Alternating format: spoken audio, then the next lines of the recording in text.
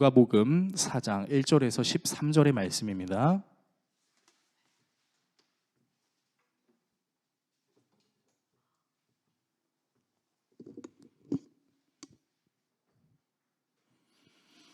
누가복음 4장 1절에서 13절의 말씀인데요. 신약성경 94페이지 내지는 95페이지에 있는 누가복음 4장 1절에서 13절을 한 절씩 교독하시고 마지막 절은 같이 읽겠습니다. 예수께서 성령의 충만함을 입어 요단강에서 돌아오사 광야에서 40일 동안 성령에게 이끌리시며 마귀에게 시험을 받으시더라. 이 모든 날에 아무것도 잡수시지 아니하시니 날수가 다함에 줄이신지라. 마귀가 이르되 내가 만일 하나님의 아들이거든 이 돌들에게 명하여 떡이 되게 하라. 예수께서 대답하시되 기록된 바 사람이 떡으로만 살 것이 아니라 하였느니라. 마귀가 또 예수를 이끌고 올라가서 순식간에 천하 만국을 보이며 이르되 이 모든 권위와 그 영광을 내가 내게 주리라. 이것은 내게 넘겨준 것이므로 내가 원하는 자에게 주노라. 그러므로 내가 만일 내게 절하면 다 내 것이 되리라. 예수께서 대답하여 이르시되 기록된 바 주 너의 하나님께 경배하고 다만 그를 섬기라 하였느니라. 또 이끌고 예루살렘으로 가서 성전 꼭대기에 세우고 이르되 내가 만일 하나님의 아들이거든 여기서 뛰어내리라. 기록되었으되 하나님이 너를 위하여 그 사자들을 명하사 너를 지키게 하시리라 하였고 또한 그들이 손으로 너를 받들어 내 발이 돌에 부딪히지 않게 하시리라 하였느니라. 예수께서 대답하여 이르시되 주 너의 하나님을 시험하지 말라 하였느니라. 같이 읽습니다. 마귀가 모든 시험을 다한 후에 얼마 동안 떠나니라. 아멘. 오늘 여러분과 함께 예수님의 일생 10번째 시간 완전한 공감이라는 주제로 하나님의 말씀 나누도록 하겠습니다. 이제 사람들이 다른 사람들과 어울려서 관계라는 걸 맺습니다. 그럼 이 관계라는 걸 맺으면서 기대하는 것들이 여러 가지가 있는데요. 기대하는 가장 중요한 것 중에 하나가 뭐냐면 공감입니다. 여러분 공감에 대해서 어떻게 생각하시나요? 여러분들이 가지고 계신 공감의 뜻은 무엇인가요? 사전적으로 공감은 이런 뜻을 갖고 있습니다. 남의 감정, 의견, 주장 따위에 대해서 자기도 그렇다라고 느끼는 것, 이것을 공감이라고 말합니다. 그러면 남의 감정이나 의견이나 주장에 나도 그렇다라고 느끼기 위해서 공감을 잘 하기 위해서 우리에게 필요한 것이 있다면 무엇일까요? 그것은요, 상대방이 당해본 일을 나도 당해보는 것입니다. 그러니까 공감을 잘하기 위해서 필요한 것이 있다면 그것은 상대방이 경험해본 것을 나도 경험해봤다라는 경험이 있어야 되는 것이죠. 그래서 우리가 어려운 일을 만났을 때 정말 쉽게 말할 수 없는 정말 힘든 일을 당한 사람들에게 위로가 되는 순간이 언제냐? 그 사람에게 지인이 다가가서 이렇게 얘기하는 거죠. 사실 나도 그 일을 당했었습니다. 그 말 한마디에 눈물이 왈칵 쏟아지고 그 말 한마디에 내 마음이 열리고 정말 어떻게 견디셨어요? 그 힘든 어려움을 어떻게 이겨내셨어요? 라고 묻고 싶은 마음도 생기는 거죠. 그러면 여러분, 우리에게 있어서 가장 큰 공감, 가장 큰 위로를 해주실 수 있는 분이 누구실까요? 너무 뻔한 답이지만 바로 예수님이십니다.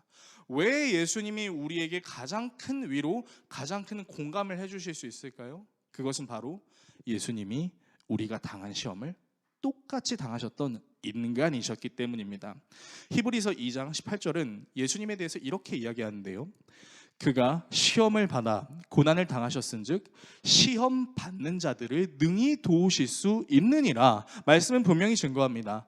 그는 시험을 받아서 고난을 당하셨기 때문에 이 땅에서 시험 받는 자들을 능히 도울 수 있다라는 거죠. 그 시험이라는 것은 예수를 그리스도로 고백함으로 말미암아 나타나는 고난과 더불어 인간이라서 당할 수밖에 없는 그 수많은 고난, 모든 고난들을 의미하는 것입니다. 왜요? 예수님도 사람의 삶을 살아가셨기 때문입니다. 그러니까 여러분, 예수님이 받으신 시험, 오늘 우리가 다루는 본문이 이제 예수님의 시험을 다루고 있는데, 여러분, 예수님께서 마귀에게 시험을 받으셨다라는 말은요, 하나님께서 마귀를 통해 시험을 내리셨다라는 개념으로만 알아야 되는 것이 아니라 예수님도 인간이셨기에 인간과 똑같은 고통을 느낄 수 있었다라는 것을 우리가 배경 지식으로 깔고 들어가야 되는 겁니다. 자, 그러면 오늘 본문, 여러분들이 너무나 잘 아시는 본문이죠. 예수님께서 세례 요한을 통해서 세례를 받으시고 성령 충만함을 입으시고 하나님으로부터 이는 내 사랑하는 아들이라 라는 축복의 말까지 받습니다. 그런데 이렇게 축복을 받고 끝나면 좋을 것을 예수님께서 세례를 받으신 이후에 일어났던 일이 뭐냐면 마귀의 시험을 받는 것이에요. 근데 이 마귀의 시험을 받을 때 예수님의 상태가 어땠냐면 성령이 굉장히 충만했고 그 성령에 이끌려서 시험을 당하셨습니다. 근데 시험을 당하실 당시에 예수님의 상태가 어땠냐? 40일 주야로 금식을 하신 상태셨어요. 얼마나 힘드셨겠어요. 저는 최대 금식을 일주일을 해봤습니다. 정확하게는 제가 하나님의 사랑에서 한 금식은 아니고 제가 사고를 당해서 어쩔 수 없이 밥을 먹지 못하는 금식을 당해본 적은 있는데, 여러분 금식 해보면 아시겠지만 정말 힘들잖아요. 한 끼만 안 먹어도 막 당이 떨어지고 힘들고 히스테리 부리고 막 그러는 게 우리죠. 근데 예수님께서는 40일의 금식을 하셨단 말이에요. 인간의 몸으로 얼마나 힘드셨겠습니까? 그 상황에서 세 가지의 시험을 당해요. 돌을 떡으로 만들어라, 높은 곳에서 떨어져 봐라, 그리고 나를 경배해라. 마태복음은 돌, 산, 성, 누가복음은 돌, 성, 산의 순서로 기록이 되어 있지만 이 순서와 관계없이 오늘 우리는 이 시험을 이기시고 이 시험을 통해서 우리에게 알려주고자 하시는 하나님의 메시지를 좀 들어볼 필요가 있는데요. 저는 오늘 여러분과 세 가지를 좀 다루고 기도하는 시간을 가지려고 합니다. 첫 번째는 마귀의 질문이 무엇이었는지, 그리고 두 번째는 마귀의 시험이 무엇이었는지, 세 번째는 완전한 공감으로 오신 예수 그리스도. 이 세 가지로 여러분들과 말씀을 나누도록 하겠습니다. 먼저 마귀의 질문에 대해서 좀 다뤄볼게요. 아까 말씀드렸던 것처럼 마태복음은 돌, 산, 성, 누가복음은 돌, 성, 산의 순서가 있지만 이 마태와 누가의 기록 가운데 마귀가 냈던 시험에 공통적인 부분이 있어요. 그것이 무엇이냐면요, 이 돌에 관한 질문과 그리고 이제 성에서 떨어지는 것에 대한 질문인데, 이 질문 안에는 공통적인 문장이 뭐가 담겨 있냐면 만일 네가 하나님의 아들이거든 이라는 공통적인 질문이 담겨져 있습니다. 자, 여기서 우리가 질문 하나만 해볼게요. 여러분, 우리는 예수님께서 당하신 시험을 그냥 인간이 이 땅에서 겪을 수 있는 고난을 예수님이 미리 당하셨습니다 라는 차원으로만 우리가 이해를 하는데, 사실 그 말이 틀렸다고 말할 수는 없겠지만, 여러분 우리가 깊이 고민해 봐야 되는 건요, 마귀가 예수님이 하나님의 아들이었다는 걸 몰랐을까? 라는 생각입니다. 여러분께 한번 질문해 보겠습니다. 지금 마귀가 예수님께 와서 이제 시험을 하려고 해요. 근데 이 마귀가 예수님이 하나님의 아들인 거를 정말로 몰라서 이렇게 질문했을까요? 아니죠. 예수님은 하나님과 동일하신 본체셨습니다. 그 하나님과 동일하신 본체를 똑같은 다른 영의 형태를 취하고 있지만 마귀가 모를 수가 있습니까? 없습니까? 없죠. 사복음서를 우리가 계속해서 다뤄보면 알겠지만 예수님은 인간의 옷을 입으셨지만 하나님과 동일한 본체셨어요. 모든 것을 다루실 수 있는 능력이 있었다라는 거죠. 그런 예수님한테 지금 마귀가 네가 하나님의 아들이거든 이라고 말하는 게, 너 하나님의 아들 맞아 아니야? 하나님의 아들 맞으면 내 시험 통과해봐. 지금 이런 차원으로 질문하고 있는 걸까요? 저는 아닌 것 같습니다. 오늘 이 본문에서 마귀가 너 정말 하나님의 아들이야? 네가 하나님의 아들이거든 이라고 하는 이 표현은요, 네가 하나님의 아들이라면 이 능력을 발휘해봐 라고 말하는 게 아니라 하나님께서 예수 그리스도를 통해 맡기신 사역을 멈추려고 하는 의도가 있음을 여러분께 말씀드리려고 합니다. 제가 이 말씀을 왜 드리냐, 여러분 예수님께서 이 땅에 오신 이유를 우리가 생각하면 쉬워요. 예수님이 이 땅에 오신 이유가 뭐예요? 우리는 대부분 이렇게 알고 있어요.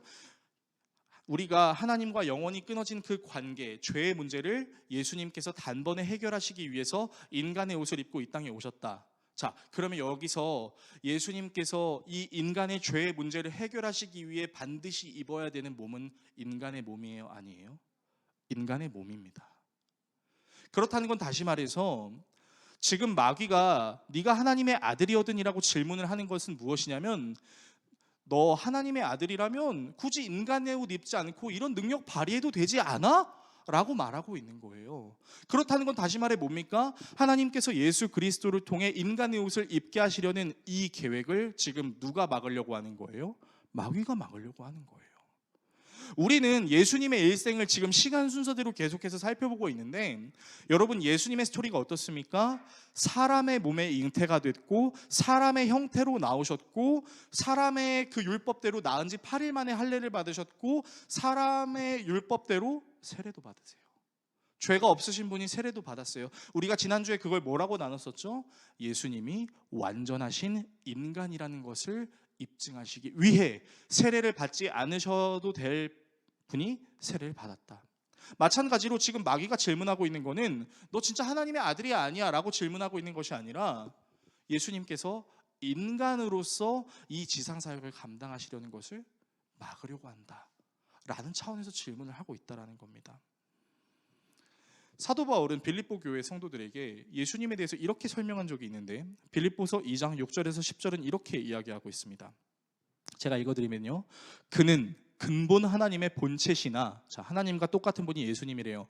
하나님과 동등됨을 취할 것으로 여기지 아니하시고, 자, 하나님과 동등하다라는 것을 얻지 않으려고 한대요. 그래서 뭐라고 말합니까? 오히려 자기를 비워 종의 형체를 가지사. 누구와 똑같이 됐다고요?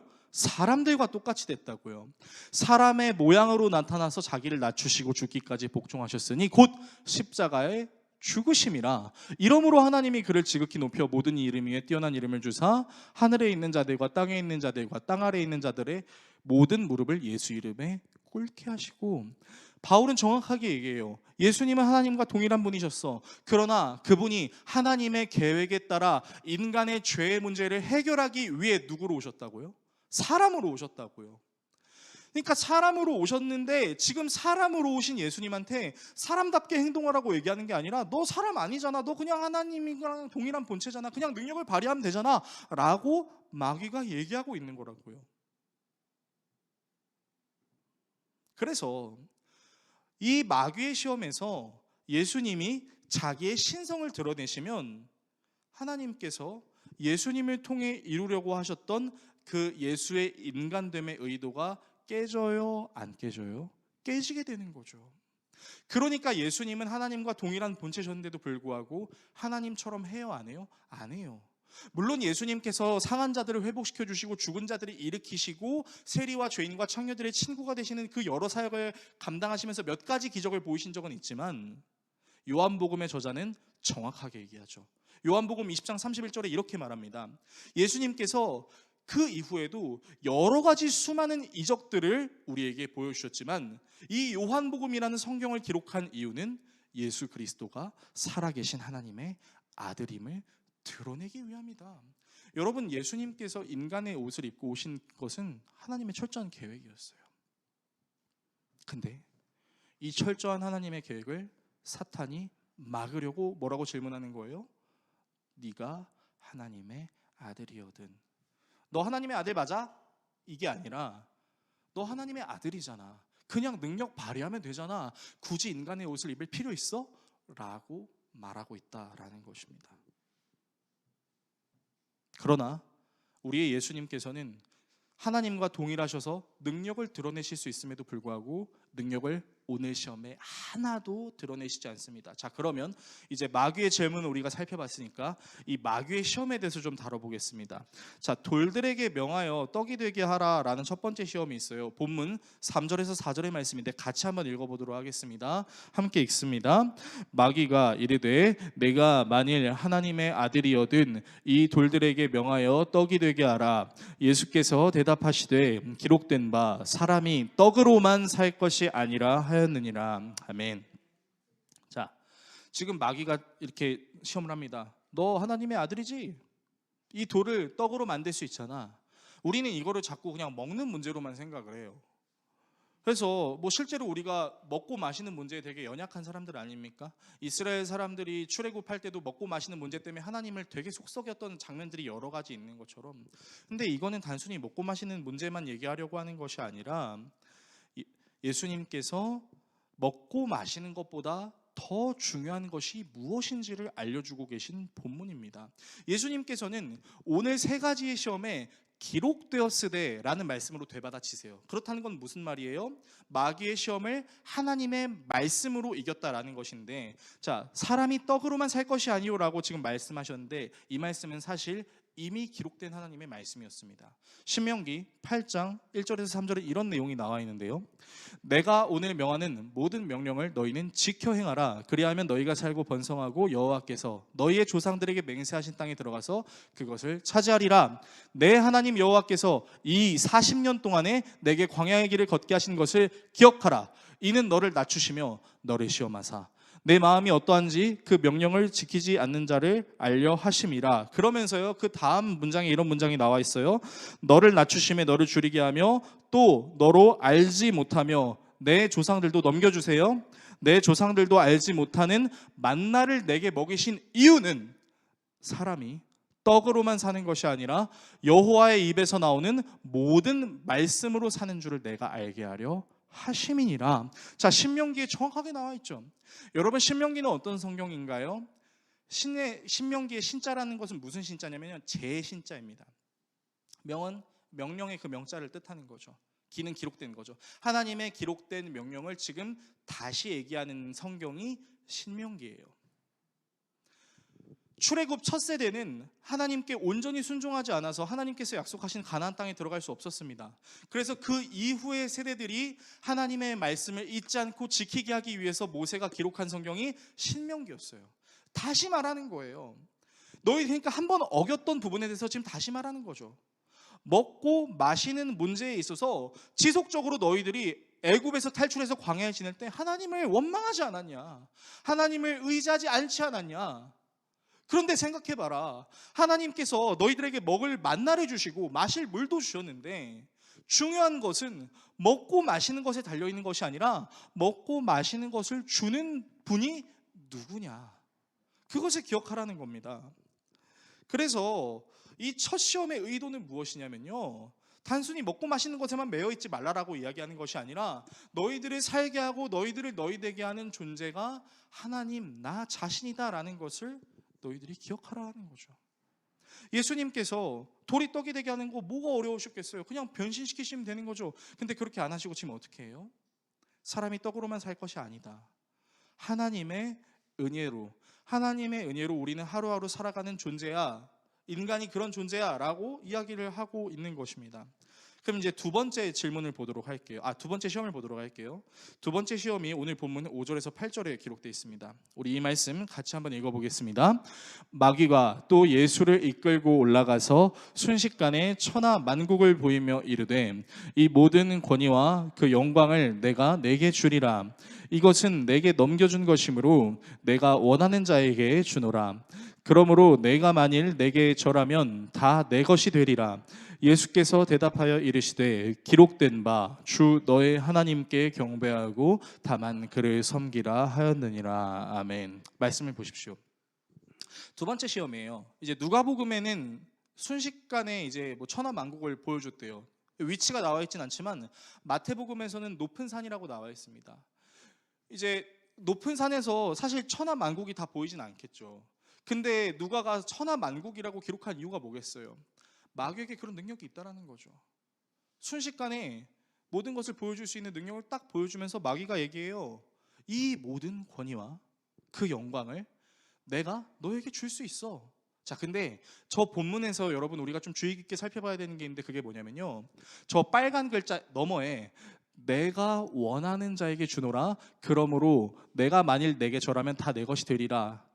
자, 이것은 내게 넘겨준 것이므로 내가 원하는 자에게 주노라. 자, 이게 무슨 말이에요? 원래 이 권능과 능력이 마귀의 것이에요? 아니죠. 내게 넘겨준 것이래요. 그렇다는 건 마귀도 하나님의 은혜를 입은 자라는 거죠. 자, 근데 그 마귀가 지금 뭐라고 얘기해요? 네가 나한테 절하면 다 네 것이 되고 내가 원하는 자에게 이 모든 권위와 영광을 줄 수 있어 라고 얘기하는 거예요. 여러분, 이게 뭐냐면요, 마귀의 거짓말이에요. 마귀가 우리에게 모든 것을 줄 수 있습니까? 아닙니다. 마귀는 우리에게 모든 것을 줄 수 있는 존재가 아니라 하나님이 주신 모든 것을 왜곡하는 존재가 마귀입니다. 우리는 이 세상을 살아가면서 이 마귀의 유혹을 되게 많이 받는데, 이 마귀의 유혹 중 하나가 뭐냐면요, 하나님처럼 보이는 거예요. 그래서 우리에게 하나님처럼 보이는 것으로 다가오는 게 뭐예요? 돈이 있잖아요. 유전무죄의 무전유죄죠. 돈이 있으면 모든 것이 가능하고 돈이 없으면 모든 것이 불가능한 것처럼 보이는 세상에 우리가 살고 있죠. 그러니까 마귀는 하나님께서 우리에게 주신 은혜를요, 항상 뒤틀어요, 왜곡해요, 변질시켜요. 그래서 마치 자기가 주는 것처럼 착각하게 만들고 자기의 말을 따르도록 하는 거죠. 이 대표적인 사건이 창세기 3장에 기록이 되어 있는데 제가 한번 읽어드릴게요. 그런데 뱀은 여호와 하나님이 지으신 들짐승 중에 가장 간교하니라. 뱀이 여자에게 물어 이르되 하나님이 참으로 너희에게 동산 모든 나무의 열매를 먹지 말라 하시더냐. 여러분, 이거 거짓말이에요, 거짓말 아니에요? 거짓말이잖아요.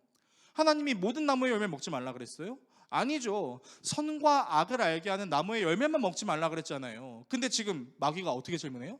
모든 나무의 열매를 먹지 말라 그랬어? 지금 왜곡하는 거예요. 여자가 뱀에게 말하되 동산 나무의 열매를 우리가 먹을 수 있으나 동산 중앙에 있는 나무의 열매는 하나님의 말씀에 먹지도 말고 만지지도 말라 할까? 너희가 죽을까 하노라 하셨느니라. 뱀이 여자에게 이르되 뭐라고 얘기합니까? 너희가 결코 죽지 아니하리라. 거짓말하죠. 너희가 그것을 먹는 날에는 너희 눈이 밝아져 하나님과 같이 되어 선악을 알 줄을 하나님이 아심이니라. 여러분, 마귀가 이렇다고요. 하나님이 주신 말씀을 비틀어요. 우리가 하나님께 대해서 갖고 있는 생각에 의심을 갖게 만듭니다. 그래서 하나님의 말씀이 아니라고 얘기하는 게 마귀라는 거예요. 오늘 지금 마귀가 내주고 있는 그 두 번째 시험이 뭡니까? 결국에 하나님의 말씀을 왜곡하는 거죠. 야, 하나님의 은혜가 아니야, 내 거야. 내가 너한테 줄 수 있어. 나를 섬겨라고 얘기하고 있는 거죠. 이런 왜곡하고 뒤트는 마귀의 질문에, 마귀의 시험에 예수님께서는 이렇게 답하십니다. 근데 이 답이 역시 신명기서에 똑같이 기록이 되어 있습니다. 신명기 6장 12절에서 13절의 말씀인데요, 같이 읽겠습니다.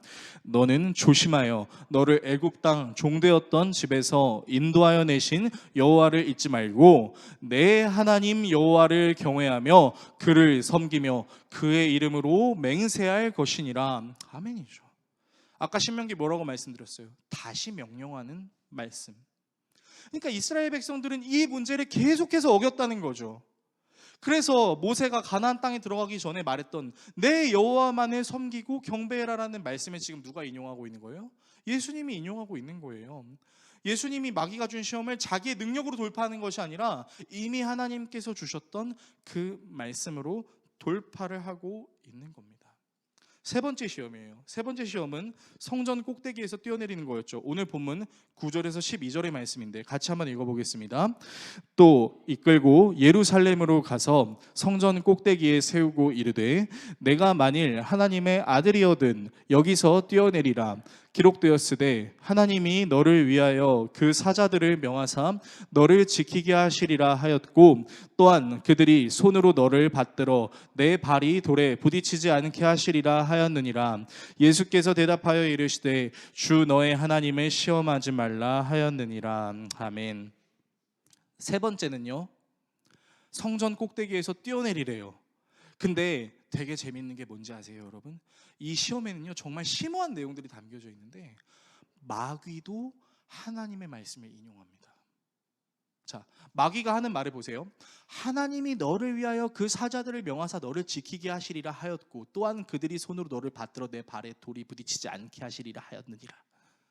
하나님이 지켜줄 거잖아. 뛰어내려봐. 지금 하나님의 말씀을 인용하고 있어요. 이 하나님의 말씀이 어디에 기록이 되어 있냐면 예레미야 31장에 똑같이 기록되어 있습니다. 예레미야가 아니라 죄송해요. 시편 91편 11절에서 12절에 똑같이 이 말씀이 기록되어 있어요. 보여줄래요? 자, 읽어드릴게요. 그가 너를 위하여 그의 천사들을 명령하사 내 모든 길에서 너를 지키게 하심이라. 그들이 그들의 손으로 너를 붙들어 발이 돌에 부딪히지 아니하게 하리로다. 와, 여러분, 마귀도요 하나님의 말씀 인용합니다. 근데 지금 어떻게 인용해요? 야, 너 하나님 아들이거든. 뛰어내려봐. 하나님이 지켜주시지 않겠어? 지금 뭘 시험하고 있는 겁니까? 하나님의 능력을 시험하고 있는 겁니다. 실제로 이 하나님의 능력을 시험하는 사람들이 있었어요. 누구였냐? 출애굽 백성들이었습니다.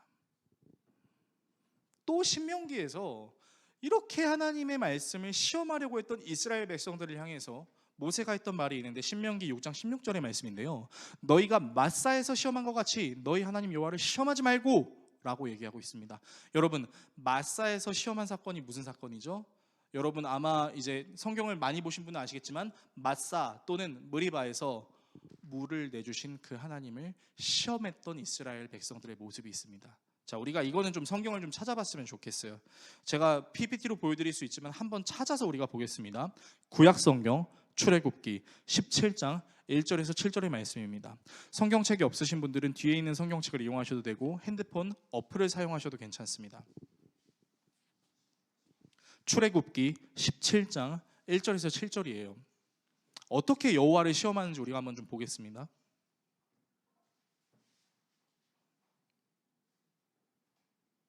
다 찾으신 줄로 같이 한번 읽어볼게요. 출애굽기 17장 1절에서 7절입니다. 시작.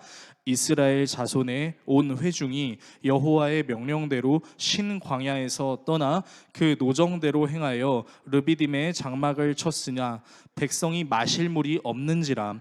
백성이 모세와 다투어 이르되 우리에게 물을 주어 마시게 하라. 모세가 그들에게 이르되 너희가 어찌하여 나와 다투느냐? 너희가 어찌하여 여호와를 시험하느냐? 거기서 백성이 목이 말라 물을 찾으매 그들이 모세에게 대하여 원망하여 이르되 당신이 어찌하여 우리를 애굽에서 인도에 내어서 우리와 우리 자녀와 우리 가축이 목말라 죽게 하느냐? 모세가 여호와께 부르짖어 이르되 내가 이 백성에게 어떻게 하리이까? 그들이 조금 있으면 내게 돌을 던지겠나이다. 여호와께서 모세에게 이르시되 백성 앞을 지나서 이스라엘 장로들을 데리고 나일강을 치던 내 지팡이를 손에 잡고 가라. 내가 호렙산에 있는 그 반석 위 거기서 내 앞에 서리니 너는 그 반석을 치라. 그것에서 물이 나오리니 백성이 마시리라. 모세가 이스라엘 장로들의 목전에서 그대로 행하니라. 그가 그곳 이름을 마사 또는 무리바라 불렀으니 이는 이스라엘 자손이 다투었으며 또는 그들이 여호와를 시험하여 이르기를 여호와께서 우리 중에 계신가 안 계신가 하였음이더라. 여러분, 성경이 정확하게 얘기해요. 이미 이들은 애굽에서 10가지 재앙을 내리신 하나님을 경험했던 사람들입니다. 근데 그들의 마음속에 무슨 마음이 있었다고요? 오늘 읽은 본문의 그 출애굽 17장 1절에서 7절의 끝부분에 뭐가 나와 있어요? 여호와께서 우리 중에 계신가 안 계신가? 하나님, 목말라요, 물 주세요. 물 안 주면 하나님 없는 거라고 내가 생각할게요. 지금 이렇게 얘기하고 있는 거예요. 마귀가 하나님의 말씀을 인용해서 시험하는 그 이면에는 하나님의 말씀을 온전히 신뢰하지 않고 하나님 정말 역사해요 안 해요? 하면 내가 하나님이라고 믿어볼게 라고 생각했던 인간의 의심이 있었다라는 겁니다. 근데 여러분, 제가 여러분께 한번 질문해 볼게요. 여러분은 모세가 바다 위를 걸었던 사건을 다 알고 계실 겁니다. 자, 그러면 여러분이 이제 저 오이도로 한번 가보는 거예요. 오이도로 가가지고 이제 오이도 바닷물이 있죠. 거기서 이제 여러분이 이렇게 기도하는 겁니다. 하나님, 지금부터 제가 베드로와 같이 바다 위를 걸어보겠습니다. 저는 하나님을 너무너무 사랑하고 하나님께서 지금 저에게 역사하실 것을 믿습니다. 나로 바다를 걷게 하소서. 할렐루야 하고 걸었어요. 여러분 어떻게 되겠어요? 바다에 빠져 죽습니다. 그리고 이 사건이 실제로 뉴스에도 나왔던 적이 있었어요. 우리는 어떻게 생각해요? 그 사람이 믿음이 없다고 생각합니까? 아닙니다. 그 사람이 하나님의 말씀을 이상하게 적용했다고 생각하죠. 왜죠? 베드로가 무리를 걸을 수 있었던 이유는 뭐예요? 예수님이 말씀하셨잖아요. 예수님이 그 면전 앞에서 직접 말씀으로 그 권능을 보여주셨잖아요. 그리고 그 권능을 보여주신 이유가 베드로가 어떤 슈퍼맨이 되게 하시기 위함이었습니까? 아니죠. 베드로가 정말 예수님을 신뢰하는지 신뢰하지 않는지를 예수님께서 물어보고 계신 장면이었죠. 근데 여러분, 우리는 베드로처럼 바다에 빠져 죽을 심산으로 주님 제가 베드로처럼 바다 위를 걸어보겠습니다라고 하진 않지만 우리 마음속에 항상 있는 마음 중에 하나가 뭐예요? 하나님, 이거 안 들어주시면 나 하나님이라고 생각 안 해요. 여러분, 우리 이런 마음 가져본 적 있습니까? 없습니까? 저는 정말 많아요. 하나님, 거북섬에 개척을 합니다. 주님, 이 작은 나를 통하여 주께서 주님 나라를 이루실 줄로 믿습니다 하면서 제 마음속에 무슨 기도했는지 아세요? 주님, 사람들이 좀 오게 해주세요. 주님, 제가 말씀을 잘 전하든 잘 못 전하든 이곳에 사람들이 좀 오게 해주세요. 그래야 좀 저도 면이 서지 않겠습니까? 하나님이 일하시는지 안 하시는지 제가 두고 볼 거예요 라고 기도한 적 있을까요? 없을까요? 솔직히 있어요. 하나님의 말씀을 전한 저도 그래요. 마치 마귀가 하나님의 말씀을 인용하여 우리를 유혹하려고 했던 것처럼. 하나님이 우리의 소원의 여부에 따라 존재하시고 존재하시지 않으시면 그분이 하나님이십니까? 아니죠. 우리가 믿는 하나님은 그런 하나님이 아니에요. 우리가 하나님께 기도해서 어떤 우리의 문제가 해결됐습니다. 우리는 그럼 그걸 기도의 응답이라고 자꾸 받아들여요. 그러면 반대로 질문해 볼게요. 우리가 하나님께 열심히 기도했는데 하나님이 그 기도 안 들어주시면 그건 기도의 응답 아닙니까? 그것도 기도의 응답이죠. 단지 내가 원하는 기도의 응답의 모습이 아닐 뿐이죠. 그래서 여러분, 우리가 착각하지 말아야 될 게 있습니다. 무엇이냐면요, 기도했는데 뭐가 됐어요. 여러분들이 주님을 만나시기 전에 하나님께 간절히 기도했던 부분이 있는데 정말 그것이 이루어지는 놀라운 기적이 일어났어요. 이 기적의 현상은 하나님을 만나는 도구는 될 수 있습니다. 그렇지만 지속적으로 하나님을 사랑하기 위한 수단이 될 수는 없습니다. 다시 말씀드립니다. 하나님께서 우리에게 행하신 기적은요, 하나님이라는 존재를 알고 하나님을 만날 수 있는 수단이 될 수 있지만요, 우리의 기도의 응답이 지속적으로 되는 것이 하나님이 살아계신다는 것을 증명하는 것이 아니에요. 지속적으로 하나님을 섬기기 위해서 하나님이 우리의 기도를 들어주셔야 되는 게 아니라는 거죠.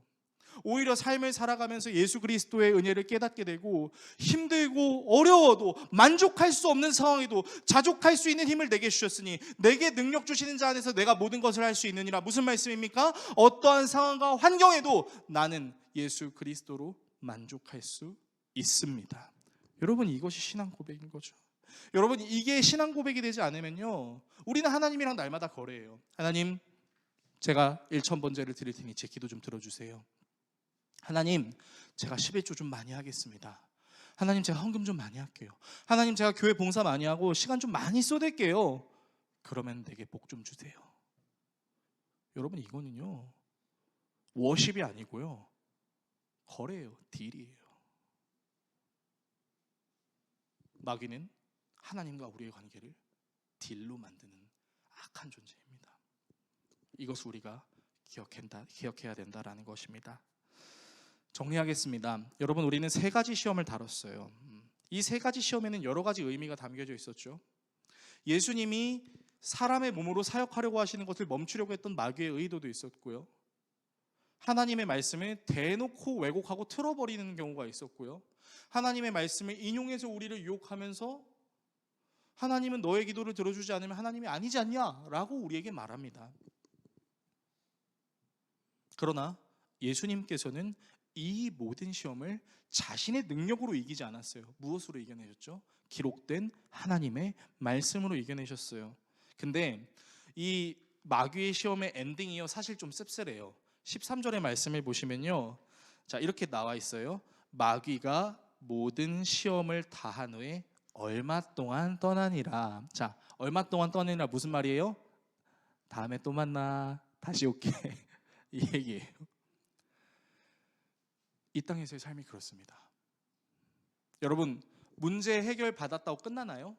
아니에요. 문제는 또 와요. 문제 넘어 문제, 문제 넘어 문제예요. 계속 문제 나와요.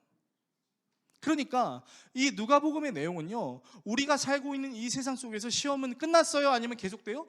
계속된다는 것을 암시하는 겁니다. 그러면 이 시험이 우리에게 주고자 하는 답이 무엇일까요? 그 답은 전 여러분들께 이렇게 말씀드리고 싶습니다. 우리는 하나님께서 우리에게 이루어 주시는 유익으로 사는 개념이 아니라 하나님의 말씀으로 사는 사람들이라는 것을 기억해야 된다는 거죠. 그리고 그 하나님의 말씀의 믿음으로 하나님께 온전히 예배해야 되는 것, 그리고 그 하나님을 의심하지 말 것입니다. 그래서 이 시험이 우리에게 주는 답은 딱 하나예요. 그것이 무엇이냐? 하나님과 우리의 관계입니다. 그러면 예수님께서는 기록된 말씀을 의지하여 마귀의 시험에 이겨내셨는데, 예수님께서 기록된 말씀을 의지할 수 있었던 이유가 무엇일까요? 그 이유가 오늘 읽었던 누가복음 4장의 1절에 나옵니다. 뭐라고 나오냐면요, 예수께서 성령의 충만함을 입어 요단강에서 돌아오사 광야에서 40일 동안 성령에게 이끌리시며, 성령의 충만함을 입어 성령의 이끌리심을 입어, 두 가지가 나오는 거죠. 뭐예요? 모두 성령과 관계되어 있는 것입니다. 자, 그러면 이 성령 충만함을 우리가 어떻게 이해해야 될까요? 문자를 그대로 보게 되면 성령이 어떤 양적으로 되게 커지는 것처럼 느껴지게 되는데, 이 성령의 충만함을 보다 명확하게 설명하는 성경 구절을 여러분과 함께 읽어보겠습니다. 에베소서 5장 18절의 말씀인데 같이 한번 읽어보겠습니다. 술 취하지 말라, 이는 방탕한 것이니 오직 성령으로 충만함을 받으라. 자, 말씀을 잘 보세요. 술 취하지 말래요. 이는 방탕한 것이래요. 방탕한 것을 원어로 살펴보게 되면 무엇이냐면요, 혼란스러운 거예요. 내가 무엇에 지배를 당하는지를 내가 알지 못하는 거예요. 그러니까 여러분, 술에 취하게 되면 어떤 경험을 하게 됩니까? 여러분들의 정신이 온전했던가요? 아니라고 말하는 사람들은 다 한 번씩 술에 취한 것으로 제가 이해하도록 하겠습니다. 자, 여러분, 술에 취하면 어떻게 됩니까? 정신을 못 차려요. 내가 누군지 몰라요. 뭘 하고 있는지도 몰라요. 어디에 있는지도 인식을 못해요. 그래서 술 취하지 말라, 이는 방탕한 것이니 오직 성령의 충만함을 받으라. 성령의 충만함을 받으라는 게 무슨 말입니까? 성령이 너를 지배하도록 해라 라는 겁니다. 성령 1 더해주세요, 성령 2 더해주세요, 이 개념이 아니라 성령이 나를 지배하게 해주세요, 이 고백이라는 거예요. 그러면 여러분, 이 성령 충만함이 언제 온다고 성경은 우리에게 가르쳐 줬나요? 세례 요한이 어떻게 외치면서 복음을 전했죠? 회개하라. 죄 사함의 열매를 맺게 하는 회개하라. 죄 사함을 맺게 하는 회개를 하게 됐을 때 그들이 무엇을 얻게 돼요? 성령의 충만함을 얻게 되는 것이죠. 그리고 그 성령의 충만한 자들이 누구를 간절히 찾습니까? 하나님을, 예수님을 간절히 찾게 되는 거죠. 그래서 여러분, 오늘 누가복음의 시험은요, 얼마 동안 떠나 있다, 되게 절망적인 것처럼 보이죠. 근데 이 말씀이 절망이 아니라 희망이 될 수 있는 이유는 뭔지 아십니까? 예수님이 인간으로서 이 시험을 이기셨다는 겁니다. 예수님이 하나님의 모습으로 돌이 떡이 휙 되게 하고 높은 곳에서 빵 떨어져 가지고 아무렇지도 않게 되는 그런 현상으로 이겨낸 게 아니라 뭘로 이겼어요? 하나님의 말씀으로 이겼다고요. 하나님의 말씀으로 이겼을 수 있었던 이유가 뭐예요? 성령 충만함이 그에게 있었기 때문이라는 거죠. 그러면 다시 말해서 이것을 우리에게 적용해 보면, 여러분, 우리가 신앙생활을 어떻게 해야 됩니까? 우리는 항상 여기 와가지고 하나님 정말 힘들어요, 하나님 정말 문제가 해결이 안 돼요, 하나님 제 삶은 언제나 이 모양 이 꼴이에요, 나 좀 위로해 주세요 라고 고백하는 경우가 많아요. 아니면 하나님 저 이겼어요, 하나님 저는 하나님의 위대하심을 오늘 경험했어요 라고 고백한 적이 많나요? 솔직히 말해보자. 솔직히 말해봅시다. 사실은 나를 위로하는 하나님을 더 찾기 마련이죠. 사실은 하나님이 하나님 내 아픔 좀 알아주세요, 하나님 나 이렇게 힘들어요, 하나님 나 이렇게 어려워요, 우리 여기에만 초점 많이 맞춘다고요. 근데 오늘 성경은 뭐라고 나와 있어요? 예수님이 그 시험을 이기셨다. 어떤 상태로? 인간의 상태로. 어떻게? 성령의 충만함으로, 기록된 하나님의 말씀을 선포함으로. 그렇다는 건 여러분, 우리에게 적용해 봅시다. 마귀의 시험, 우리는 져야만 하는 겁니까? 아닙니다. 마귀의 시험을 우리는 이길 수 있습니다. 여러분, 이게 신앙 고백이에요. 하나님, 나 좀 위로해 주세요. 하나님, 나 좀 힘들어요. 내 아픔 좀 알아주세요. 라는 개념으로만 하나님 찾는 게 아니라 나를 결국에 이기게 하실 그 주님을 찬양합니다.